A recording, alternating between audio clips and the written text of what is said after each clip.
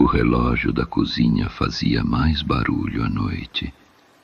Não porque estivesse quebrado, mas porque naquela casa o silêncio já tinha vencido as conversas.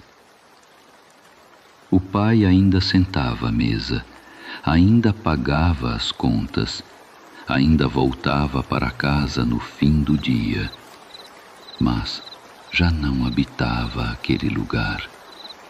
E todo mundo sentia isso, mesmo sem conseguir explicar.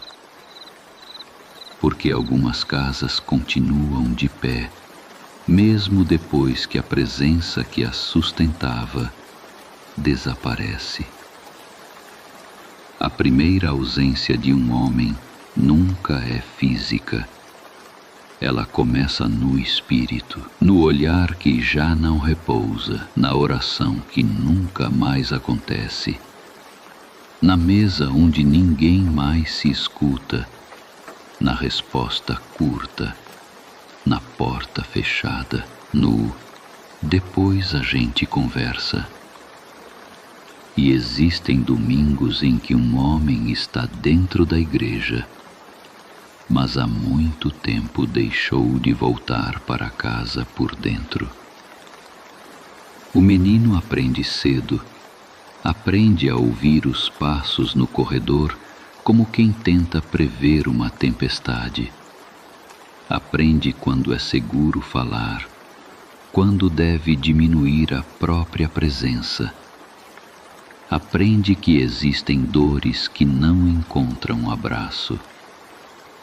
Então cresce tentando merecer amor, tentando não atrapalhar, tentando ser forte, numa idade em que ainda precisava descansar no ombro de alguém, e sem perceber, começa a herdar o mesmo silêncio que o feriu.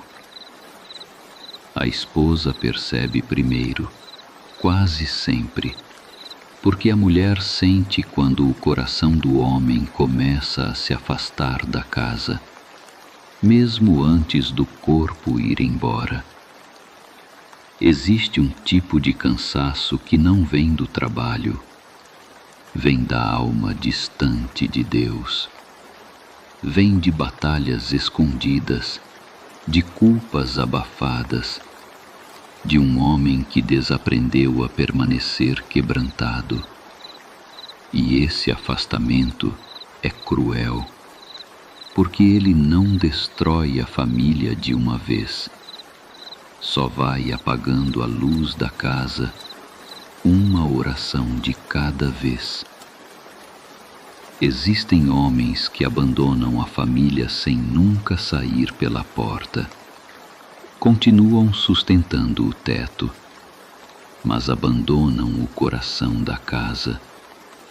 Continuam presentes no corpo, mas emocionalmente fechados, espiritualmente adormecidos, como sacerdotes que deixaram o altar esfriar, e ninguém consegue dizer exatamente quando aconteceu, porque certas partidas não fazem barulho. Não fazem barulho.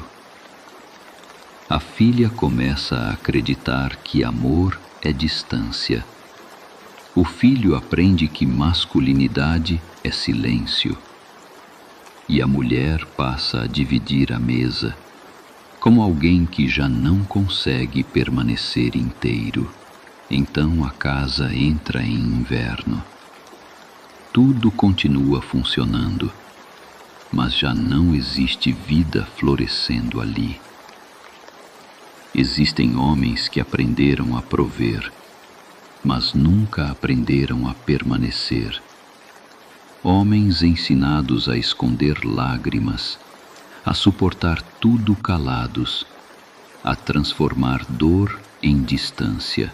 Homens que confundiram autoridade com dureza e liderança com isolamento. Passam anos sustentando contas sem perceber que famílias não sobrevivem apenas de dinheiro, Uma casa precisa de presença, de escuta, de mansidão, de um homem capaz de permanecer inteiro diante daqueles que ama. Porque filhos não se lembram apenas do salário do pai. Eles se lembram da voz, do abraço, da segurança ou da ausência dela. E às vezes, esse homem também está ferido, perdido dentro de si mesmo, carregando vazios antigos que nunca aprendeu a confessar. Talvez ninguém tenha permanecido por ele também. Talvez ele tenha herdado pais distantes, casas frias, afetos mutilados, homens ensinados a dominar o mundo, mas nunca o próprio coração. Mas dor herdada não interrompe as consequências da ausência. Chega um momento em que todo homem fica sozinho diante de Deus. E ali, sem plateia, sem orgulho, sem desculpas, precisa decidir: continuar repetindo ausências ou interromper o ciclo, mesmo sem saber como, mesmo tremendo, mesmo quebrado. Talvez voltar não seja atravessar uma porta. Talvez seja voltar ao próprio coração, voltar à mesa, voltar à escuta, voltar à oração, olhar nos olhos do filho e permanecer ali sem fugir. Segurar a mão da esposa, como quem finalmente entendeu que amar também é permanecer. Talvez seja isso que chamam de redenção, não grandes milagres, mas pequenos retornos, um pai ouvindo, um homem confessando fraqueza sem vergonha, uma família voltando a conversar na cozinha, uma casa voltando a respirar presença de Deus.